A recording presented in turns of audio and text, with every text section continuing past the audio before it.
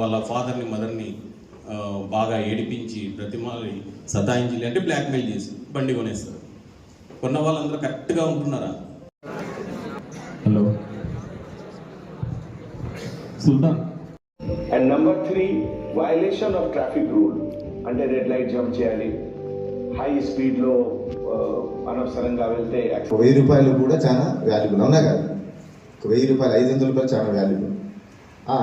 మనము యాక్సిడెంట్లో పోతూ గాయపడి వేరే వాడిని గాయం చేస్తే ఒక 10,000 అయిందండి ఖర్చు. ఒక 10,000 అయిందండి. మీ నాన్నగారు ఒక ఆటో డ్రైవరో, ఒక చిన్న ఎంప్లాయో, ఒక గవర్నమెంట్ ఎంప్లాయ్ అయితే ఎన్ని రోజుల శాలరీ అది? 10,000 రూపాయలతో కుటుంబం గడుస్తుందా లేదా? 10,000 రూపాయలు అయితే ఒక కుటుంబం గడుస్తుందా లేదా? అంటే ఒక చిన్న యాక్సిడెంట్ కాదు, నాట్ అన్ యాక్సిడెంట్. ఒక కుటుంబంలో రోడ్డు మీద పడ్డాం, చిన్న యాక్సిడెంట్ జరిగితే. అర్థమైందే? రీసెంట్గా పూలు అమ్ముతుంది, చాలా తెలిసింటుంది మీకు. వీడిగా గేట్ల మధ్యలో ఒక ఆమె పూలు అమ్ముతుంది.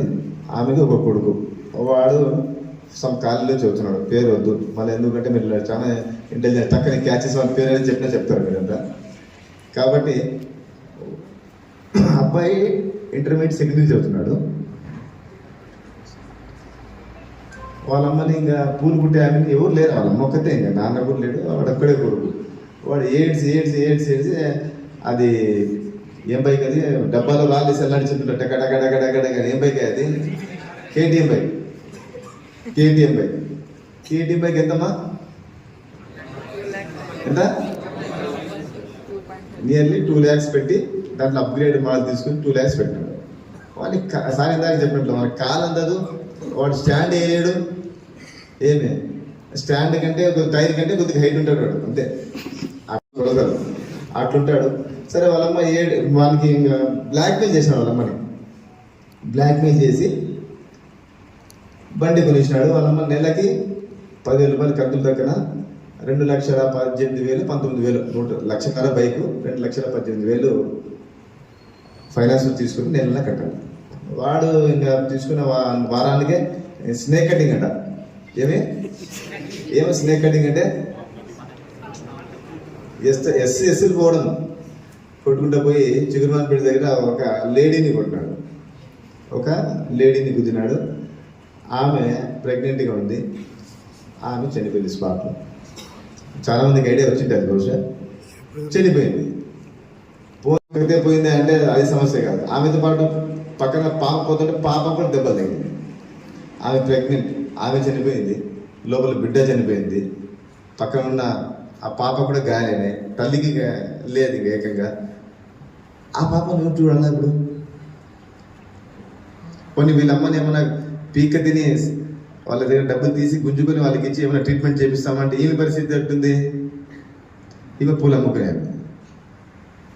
అంటే ఇక్కడ ఉన్న మన ప్రతి ఒక్క పేరెంట్, మనం చిన్న స్థాయి నుంచి వచ్చినాము, గవర్నమెంట్ స్కూల్లో చదువుతాం. మీరంతా ప్రైవేట్ స్కూల్ కాలేజ్ చెప్పాలంటే మేమంతా ఇక్కడ కూర్చున్నంతా కూడా నాకు తెలిసి ఎవరు కూడా అంతా గవర్నమెంట్ స్కూల్సే, గ్యారంటీగా చెప్పగలను, 100% దాంట్లో డౌట్ ఏమీ లేదు. ప్రైవేట్ స్కూల్స్లో చదవనే లేదు. మీ తల్లిదండ్రులు తినక, అంతే కదా, వాళ్ళు తినక మంచి బట్టలు వేసుకోక మీకు చేస్తే మనం వచ్చి ఏం చేస్తున్నామంటే ఇట్లా యాక్సిడెంట్ చేసి వాళ్ళ డబ్బంతా పాడు చేస్తున్నాం. 10,000 రూపాయలు అంటే ఎంత సమస్య? ఇప్పుడు ఆమెకి ఏం పరిస్థితి? ఆమె ఎక్కడ పోవాలి? ఆమె ప్రెగ్నెంట్ లేడీ చనిపోయింది, లోపల బిడ్డ చనిపోయింది, పాప నడుచుకుంటూ పోతుంటే ఆమెకి గాయాలైనాయి, ఆమెని ఎవరు చూడాలా? తర్వాత వాళ్ళ అమ్మని కూడా ఆమె చూసుకునేది. వాళ్ళ అమ్మ పరిస్థితి ముసలాయమ్మ, ఆమె పరిస్థితి ఎట్లా అయిపోయింది? సో చెప్పేది, ఒక చిన్న యాక్సిడెంట్ అనేది, ఒక జీవితాన్ని కంప్లీట్గా నాశనం చేసింది. నాశనం చేసేసింది.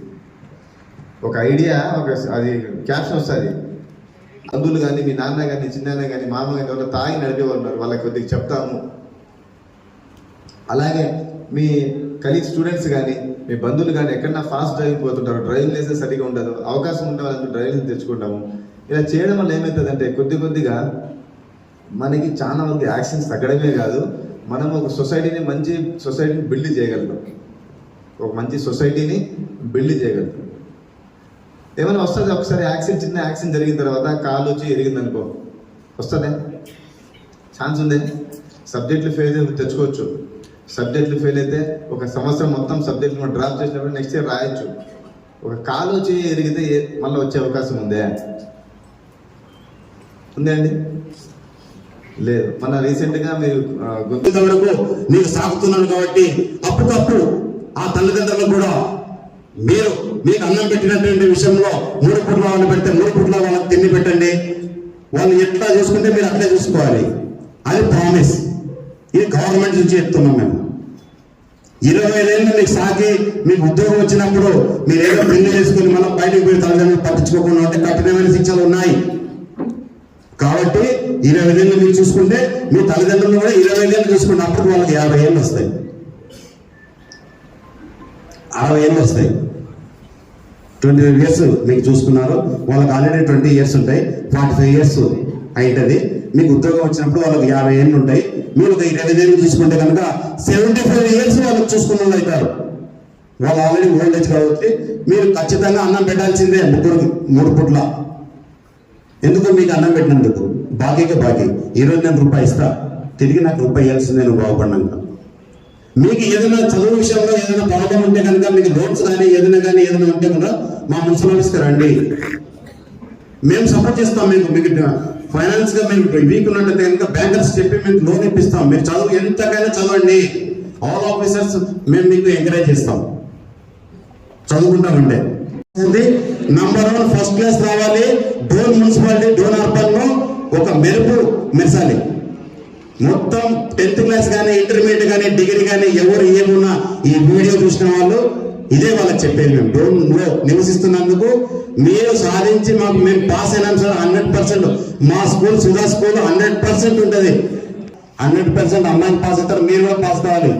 అర్ధరాత్రి మేల్కొని పట్టుకునేది ఎవరంటే క్రాంతి కుమార్ సరే. తెలుసా నీకు? క్రాంతి కుమార్ అని ఒక మంచి హీరో కర్ణాటకలో. సార్ చూడండి హీరో సార్ హీరో. మీరు కూడా హీరో కావాలి. ఎట్లా?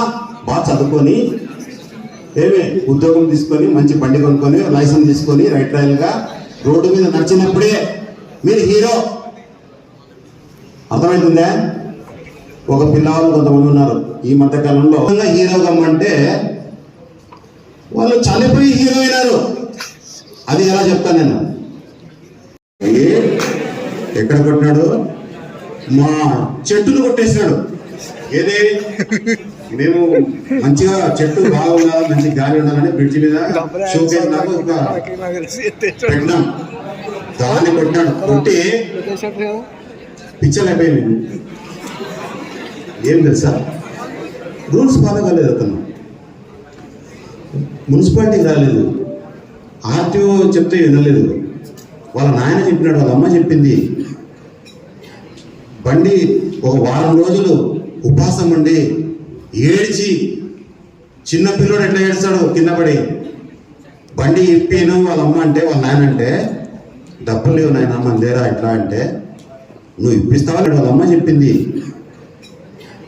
బండి ఒక వారం రోజులు ఉపాసం ఉండి ఏడ్చి, చిన్న పిల్లోడు ఎట్లా ఏడ్చాడు కింద పడి.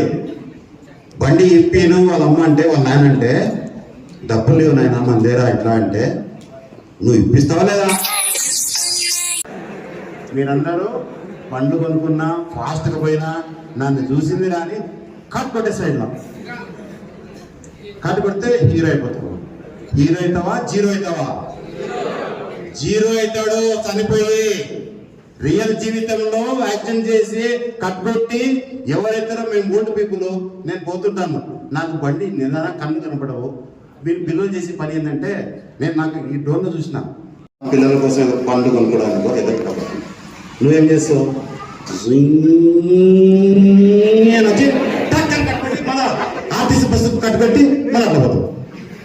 ఆర్టీసీ డ్రైవర్ ఏమనుకుంటే వీళ్ళు ఉందామయ్యా, వీడు ఎవడాడు నా బస్సు నడుపుకొని నా ఉద్యోగం ఉంటే వాడు నా బస్సు కింద.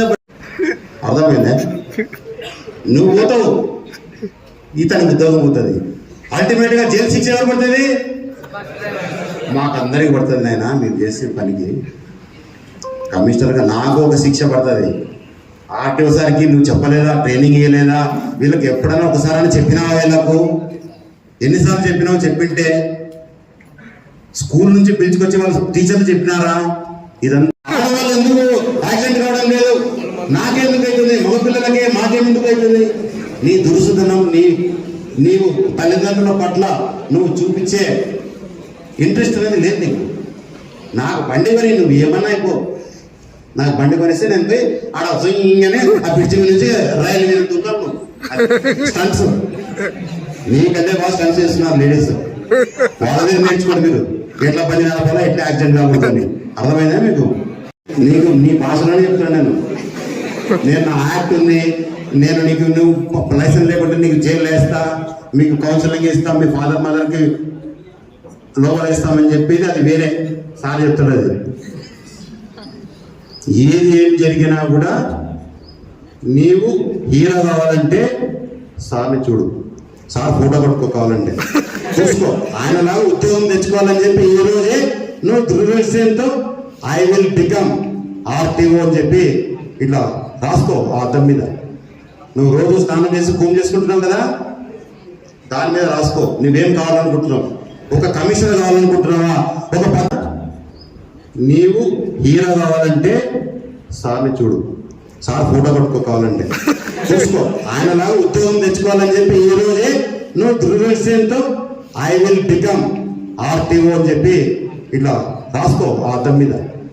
నువ్వు రోజు స్నానం చేసి కూమ్ చేసుకుంటున్నావు కదా, దాని మీద రాసుకో నువ్వేం కావాలనుకుంటున్నావు.